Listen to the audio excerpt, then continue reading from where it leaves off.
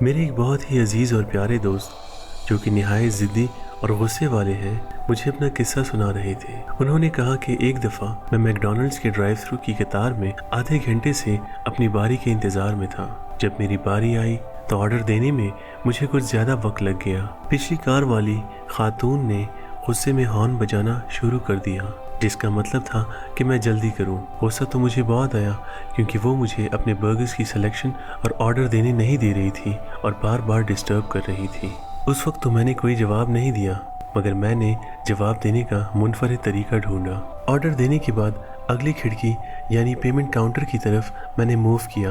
وہاں پہنچا تو میں نے کہا کہ پچھلی کار والی خاتون کا بل بھی میں ہی دوں گا۔ کاؤنٹر گرل نے کیش لے کر دونوں رسیدیں مجھے تھما دی۔ جب وہ خاتون پیمنٹ کاؤنٹر پہنچی تو کاؤنٹر گرل نے انہیں بتایا کہ آپ کی پیمنٹ اگلی کار والے صاحب نے کر دی ہے۔ میں اپنے ریئر ویو مرر میں دیکھ رہا تھا۔ خاتون میری طرف شکر گزار آنکھوں سے دیکھتے ہوئے مسکرائی۔ میں نے بھی مسکرا کر ہاتھ ہلا دیا۔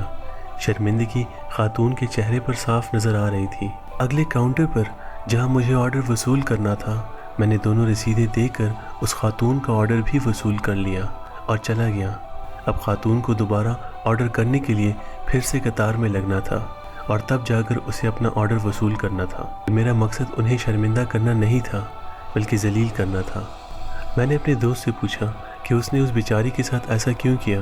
میرے دوست نے مجھے ہنستے ہوئے جواب دیا کہ میں نے کہا نا، میرا مقصد انہیں شرمندہ کرنا نہیں تھا، ذلیل کرنا تھا، تاکہ ان کو سبق ملے کہ آئندہ صبر سے کام لیں، کیونکہ ہمارا دین اسلام بھی ہمیں یہی سکھاتا ہے کہ صبر کریں۔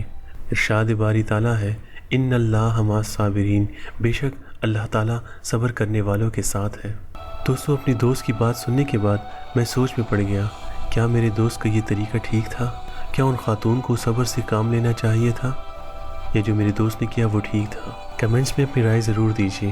اگر آپ کو ہماری یہ ویڈیو پسند آئی ہو تو اس کو لائک کریں، شیئر کریں اور ہماری یوٹیوب چینل کو سبسکرائب کریں۔ میں ہوں فائق خالد اور آپ دیکھ رہے ہیں FK ڈائریز۔